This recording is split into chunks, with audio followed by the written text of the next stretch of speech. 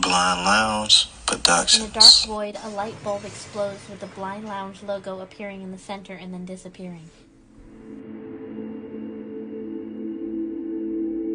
This is me. This is me. This is me. 这是我。 This is me. This is me. And this is us. All right, everybody, welcome back to another episode of This Is Us. I am Dominic, and with me, I got Patty Riley. What's going on, Dominic? So, all right, guys. So, for those of you guys who haven't tuned in a lot, or this is your first time watching, This Is Us is an opportunity for me to interview some of the members in the Blind Lounge and give you guys the opportunity to really get to know a lot more about them and see what they have to offer. So, like I said, today I got Patty Riley, better known as Sean, for those of you guys who maybe don't know a lot about him. So, is it okay if I call you Sean? Yeah, of course. Okay. So, real quick, Sean. Well, first question before I ask anything, where did the name Patty come from? So, I'm a smart ass. Oh, That's the okay. first thing everybody needs to know about me. I'm very sarcastic. Okay. So, my family, my sister-in-law actually is really who started it. Okay. Calling me Patty, and I don't know, Patty Riley. I just kind of adopted it. Oh, okay. I see the Teddy Riley. Wasn't that the guy from what was the name of the group? The Blackstreet. Yeah, Teddy's Jam and stuff. Yeah, them. Yeah. So, but okay. So I always got a couple of questions, formalities, and stuff to get out the way. So first off, I'm gonna ask. Obviously we know your name, Sean. Your age and where you're from. 35. I'm from Baltimore, Maryland. Born and raised. Okay. So, okay. For those of us who can't see, like myself, everything's completely black. Can you give us a physical description of yourself? Yeah. I am. So all my life I've been saying that I'm 6 foot, and I think today I'm going to tell the truth. I'm 5'11" and 3/4.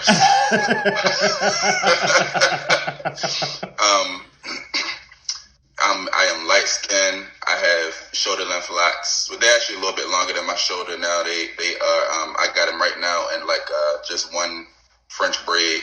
Okay. Always get compliments on my eyes. Okay. I'm told I got pretty eyes. All right, ladies, you hear that, right, ladies? I don't know. That's probably about as much as I could. That's should about say. it. Okay. Look, we'll leave the rest of the descriptions for the private. Right. So yeah. So okay. So what is the nature of your vision loss, and how long have you been dealing with it?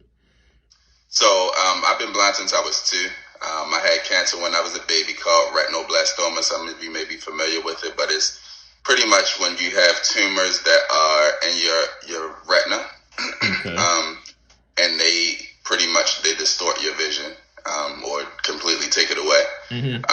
In my case, most likely I was born with it, but it wasn't found until I was 2. And the story goes that when I was a baby, I was running around like any other child does, and then all of a sudden I just started walking into walls as if they weren't there.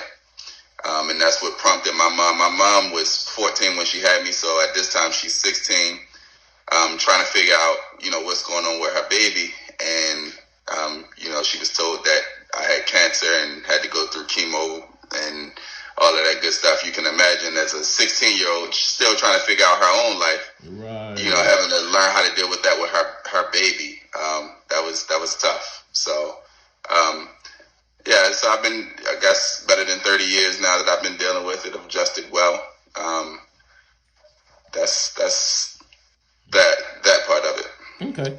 So, and the last question for the formalities, how did you get into the Blind Lounge, and what has your experience been like so far? So, my man Chris Jones, we went to school together, elementary, middle school together. Okay. So I own a convenience store, and it's something that Chris had shown some interest in. So he came up to see my store, and we got to catching up on old times, and he told me about the group, and I'm like, hey, add me. I'm always looking for different things to do. So he added me to the group, and it's been fun. I really like a lot of what you guys have going on. It's really a good format that you have going on with the different shows and different opportunities. I was actually shocked. I went live for the first time yesterday, and a lot of the members, they showed me a lot of love. So I really like what you guys have going on here. Really happy to be a part of the culture, and I think it's a good opportunity for people of our in our culture to really open up and really build some confidence, and to be able to do other things outside of the group. That's what I see potentially in this. Oh yeah, definitely. And I think that was one of the main reasons, or what we try to promote now, is just having those conversations and just getting out and communicating with one another, even if it ain't about nothing but just stupid stuff, but just to get out there and communicate. So so all right, so now that we got all that out the way, so like you just mentioned, my first time really interacting with you was on that live video. So and again, I'm on there doing the normal, acting a fool. So but one of the things that stuck out to me, and I'm probably sure a lot of other people, was that you was throwing down on the grill. Right. So so tell us a little bit more about the cooking and how long you've been doing it, and just the passion behind all of that. So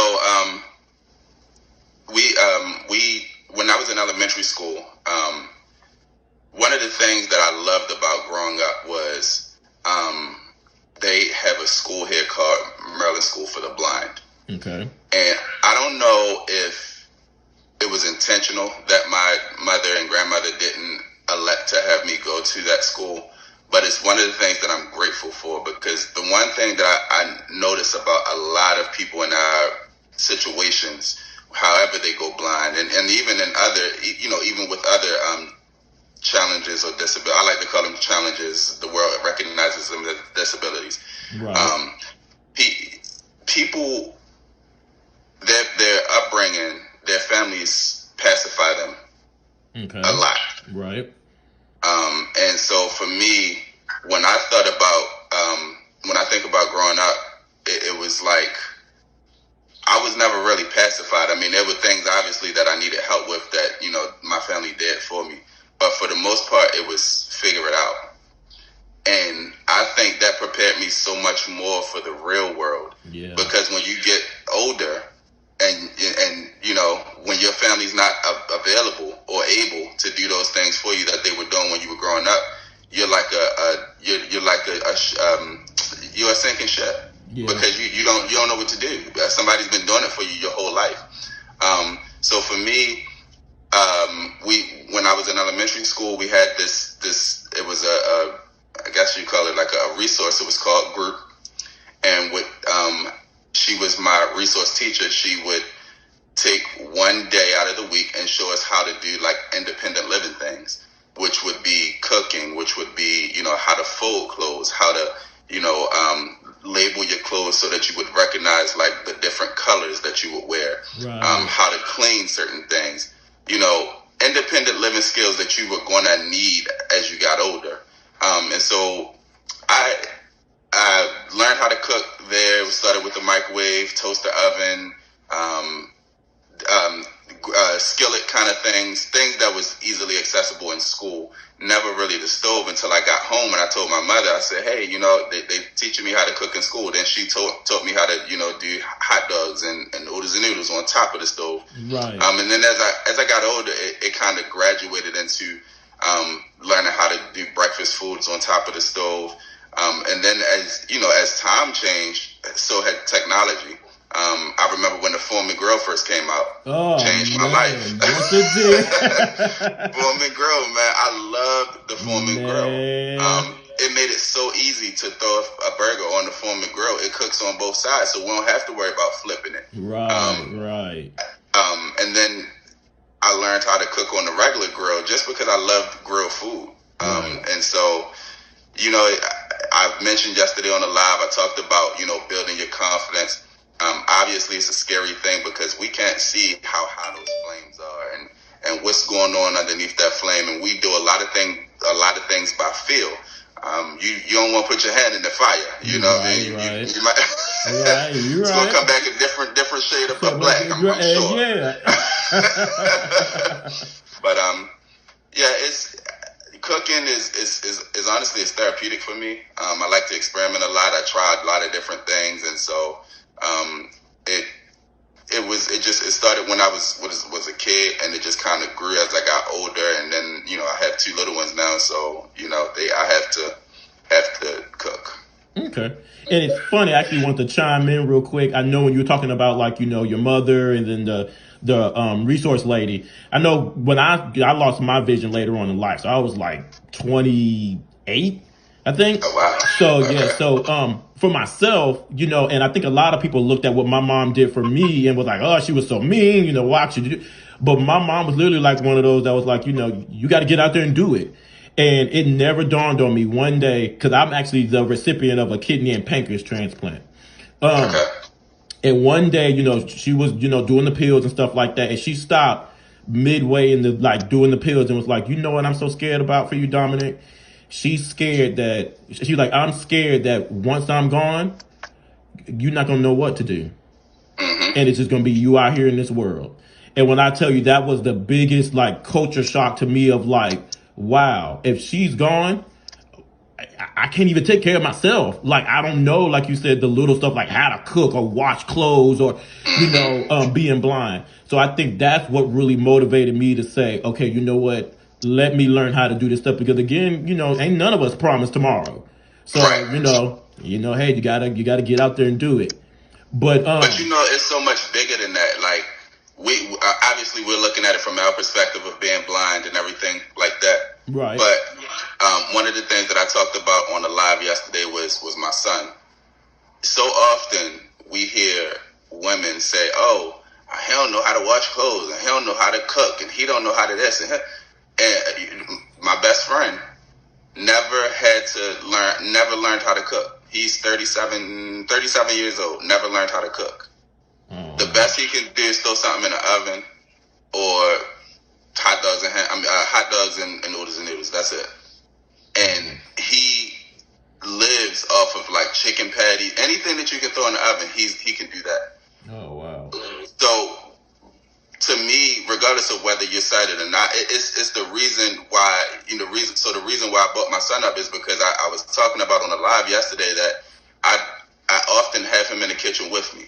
I'm often, you know, making him do certain things around the house, certain chores around the house, because for me, it's like, okay, if you want to change the narrative, you got to do something different. And so different for me was making sure that he knew how to do these things before he got old enough to not want to know how to do them, because, you know, when they're younger, they're sponges. They want to do everything. Right. Now I can call my son and say, hey, come on, let's go. I'm going to teach you how to fry this chicken, or I'm going to teach you how to.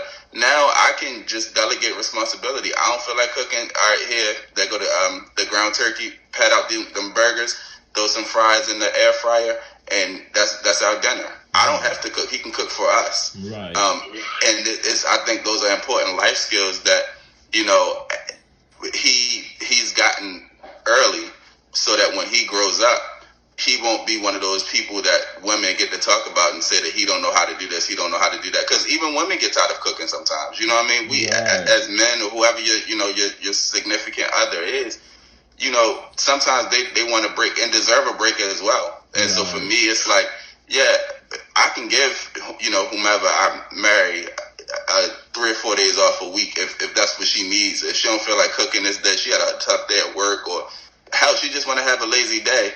I can, all right, you know what? Don't even worry about it. You know, kick your feet up. I got it. Don't even worry about it. Right. And she can trust that it's going to be tasty. It's not going to be just some, you know, something thrown together. Right.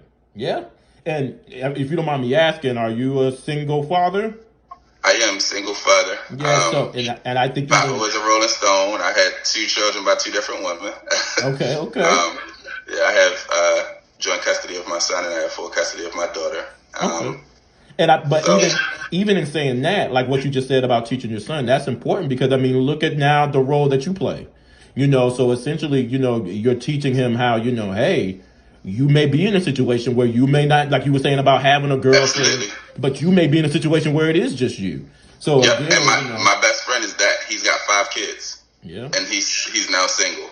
So now, granted, in his case, his daughter's his oldest daughter is 17 this year.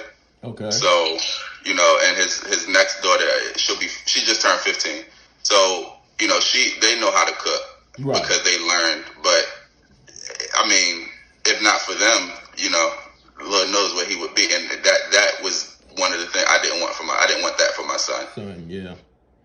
So okay, so I know I heard you mention earlier about owning your own, having a convenience store or owning a convenience store. Yes, sir. So how did that work? How did that come about? So it's a great program.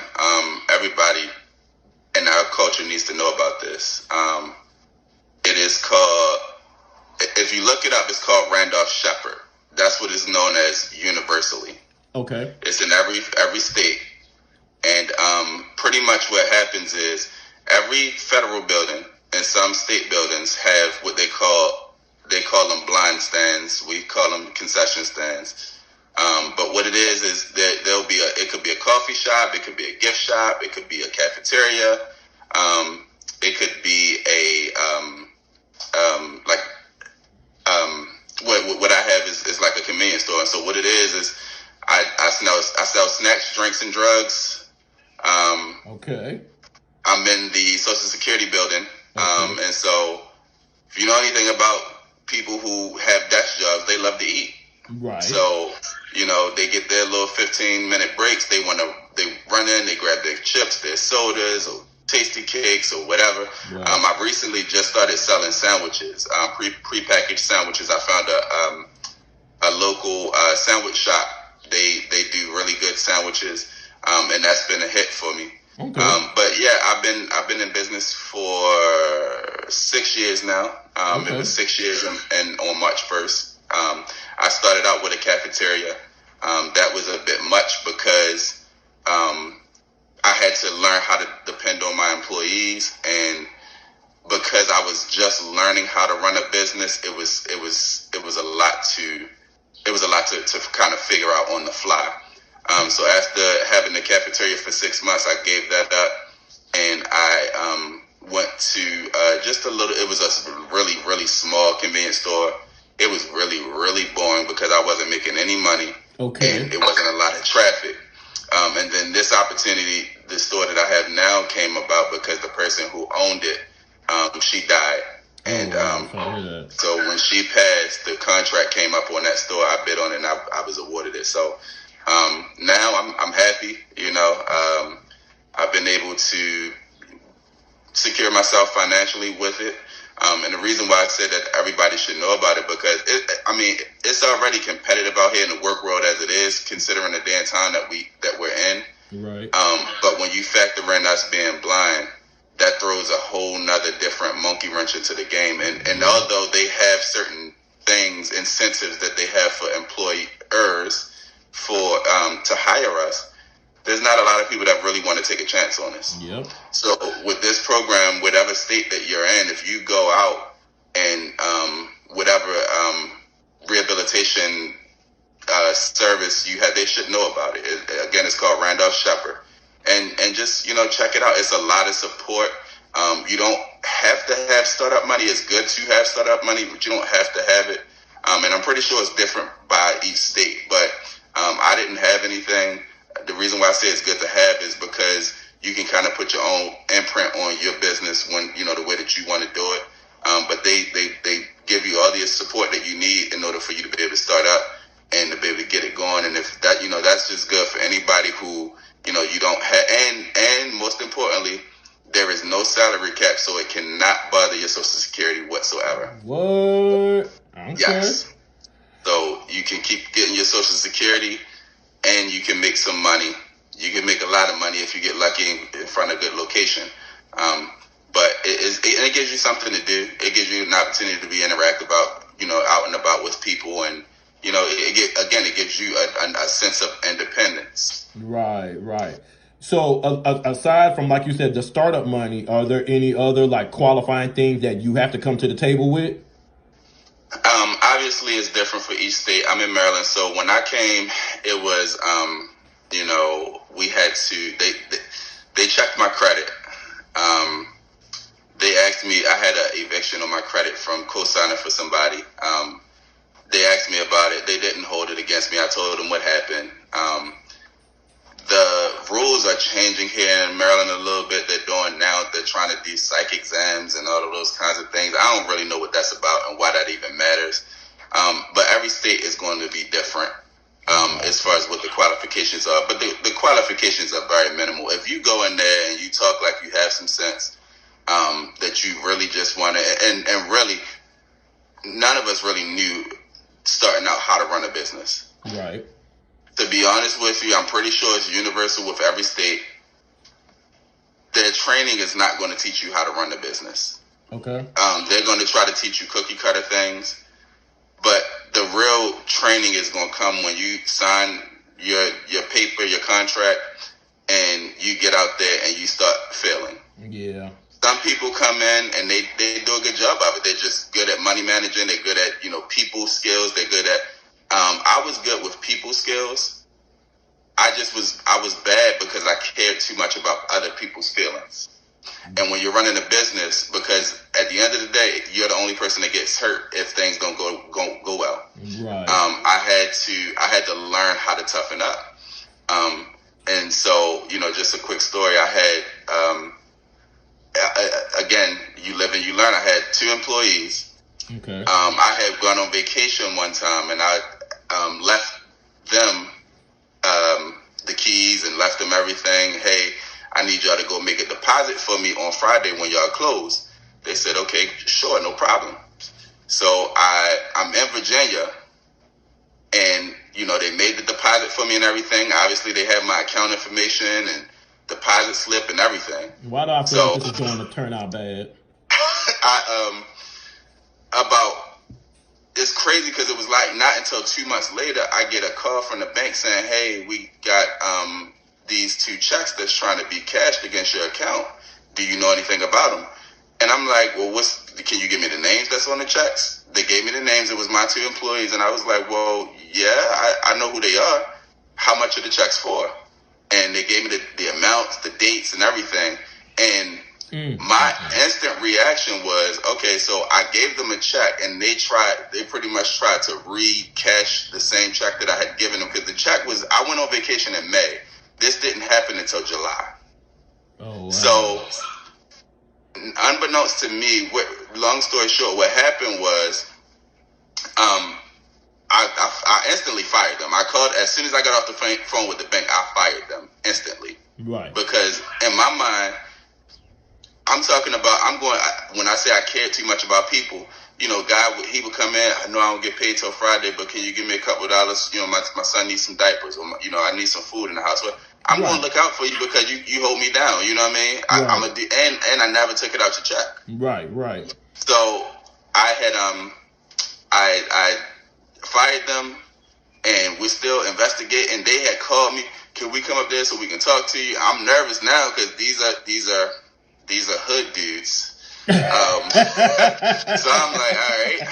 My uncle was my manager, so I wasn't too worried, but it's still, I'm thinking about my livelihood. I'm different from when I was younger. When I was younger, it's like, okay, they want to come, it's whatever. Now I'm like, all right, I got kids. I don't know what they might do, and they were really street. So they get to the store, we talking, and X, Y, and Z. They wanted me to call the bank. I called the bank. We're on the phone. And finally, a lady said the check date was May, but the check wasn't cashed until July. And so basically what happened was, wherever they went, they must have went to one of them little rinky-dink side shops, side stores, and they don't cash their checks right away, and they were trying to cash a check that was pretty much 2 months old, and I just didn't realize that it didn't come out of the account. So they didn't try to steal. But again, you live and you learn, and you have to be reactive in that way. I mean, that was a lot of money. That was almost $2,000 between the two of them. You know what I mean? That I ended up having to pay because the money wasn't there. Because in my mind, I'm thinking that it's already gone. It's already been taken out. Right. But you live and you learn. Oh yeah, and that's what life is. You just got to go through the processing. And I know me personally now being an admin in this group. When I tell you, and I guess in ways I'm kind of opposite from you. I was kind of like the one that's like iron fist, like get rid of them, but I'm slamming it down, the gavel. But I'm learning now that, a lot of times that's not always the answer. And as you saw, because when you were going through the story, I was like, well, shit, you need to get rid of them. But then when you finally started to tell the story, I'm like, okay, so now I'm starting to see.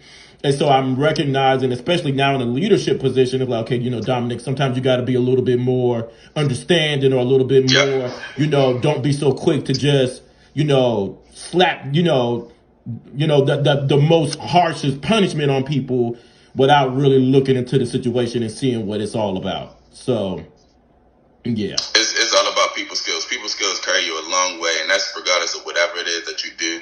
Right. And it's so funny. I mean, even with my children, like, we got to get out of this house. My son they're bored. Right. I come downstairs today. My son like, Daddy, I broke the cabinet. What? Now, listen, I'm old school, and since we on video, that's all I'm gonna say. I'm just gonna say that I'm old school.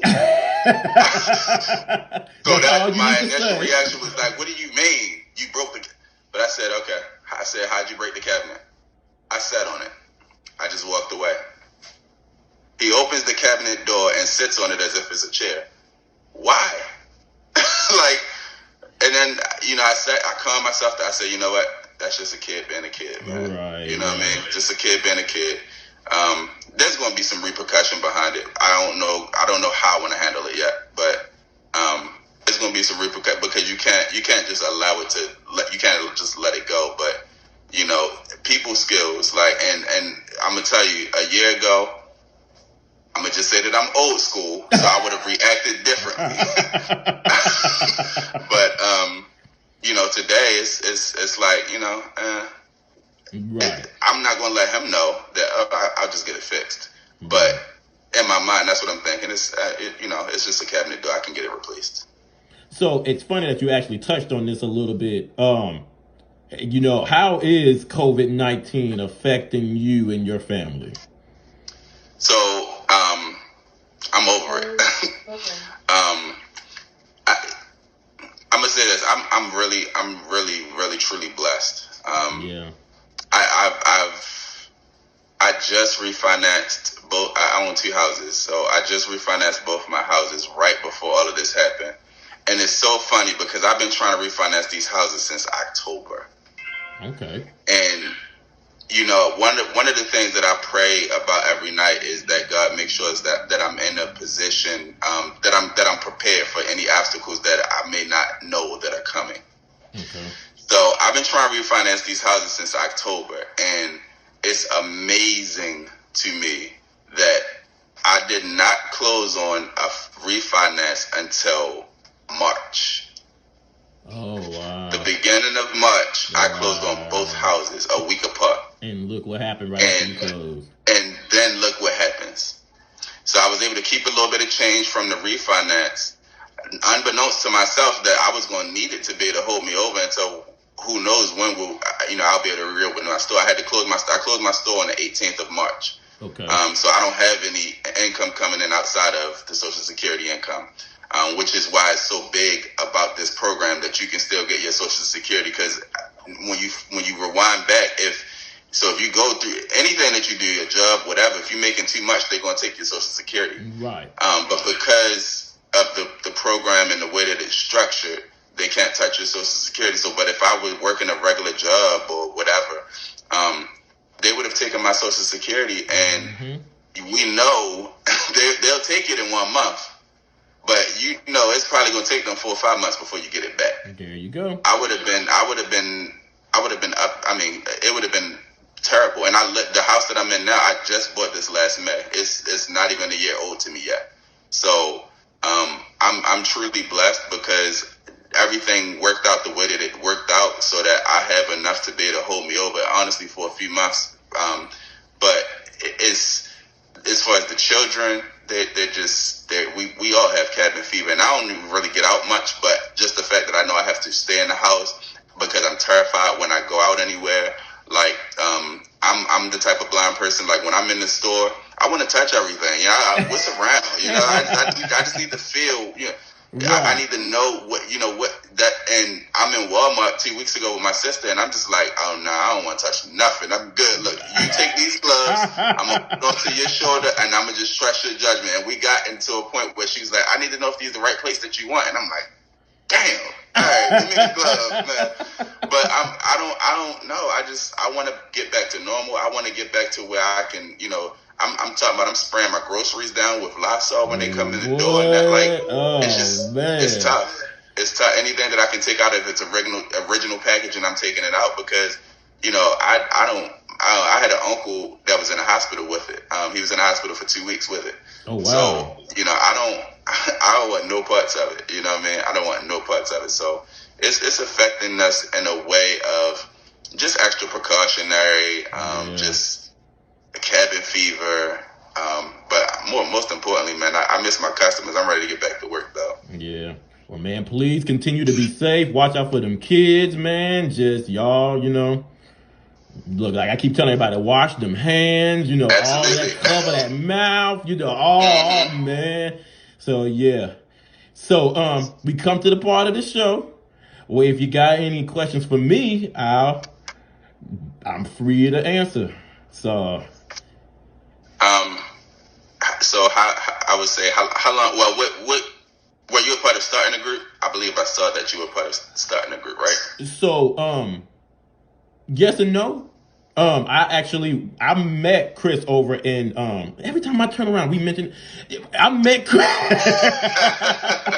I met Chris over in Blind Pen Pals, and he kind of caused a stir over there and decided to, leave and create this group. Well, when he left to create this group, I was one of the people that he reached out to and was like, hey, I see what you're doing. I like what you're doing. Why don't you come over here with me to the Blind Lounge? And so a lot of the programming that I was doing over there that I had just gotten started up, this being one of them, I brought over here and continued it and then created other stuff, and the rest is history. Okay. And so, yeah. It's funny because you answered two questions in one, because I was about to ask, like, what was the motivation behind starting it? But you answered both questions in one. So for me and with my blindness, I always kind of felt like, and again, for those, I actually did This Is Us interview on myself, so I kind of go into the story in great detail on there. But because of, just pretty much not doing what I was supposed to do, I ended up losing my vision. But I always said, look, if, I feel like God has me here for a reason.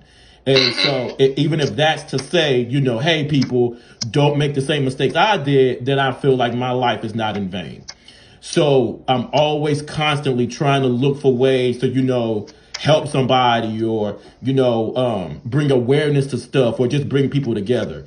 And so, like I said, when I was over in Blind Pen Pals, and for those of you guys who may be in Blind Pen Pals or who don't know about it, when I tell you it's like 4,000, 5,000, 6,000 strong over there.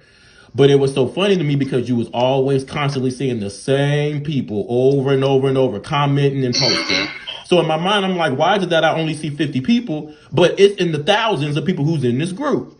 So my thing is that I was like, okay, well, it's funny to me because there's so many people in this group that have so many things, like I said earlier, that have so many things to offer, experience, stories, guidance, advice. So I was like, you never know what the next person may have to offer. One person may know how to play guitar. Well, hey, if I interview him, then he could teach people how to play guitar. Speech off. So sorry for everybody when it actually stopped. I actually ended up getting a phone call. So, but like I said, what ended up happening is that I just felt like it was just so many things for people to kind of bring to the table and offer, and so I was like, okay, well, hey, why not talk to these people, get their stories out there, and hey, if nothing else, like with you, I can interview you, and then hey, guess what? Now people will start like I always have been told, is like, okay, you interview somebody, you get their story out there, then hey, some of those other 4,000 people who's in the group might start messaging you saying, hey, I know this, you know, or I heard of this. Like the job that you talked about, I don't think a lot of people know about that. It's crazy because, I believe that it's not a lot of people that know about it. And it's one of the things that I told Chris. I said, man, people need to know about that.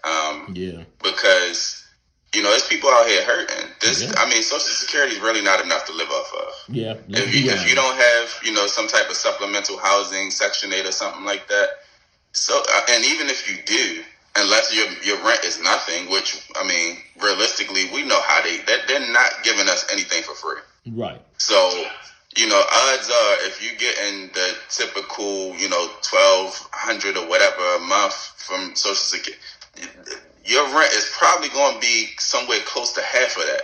Right. And if you have kids, you can cancel it. Like you're not making it through the whole month on $600. Yep. It's too hard. Yep. So, people need to know about that opportunity because, it's people hurting out here and they really want more for themselves. They want more for their children.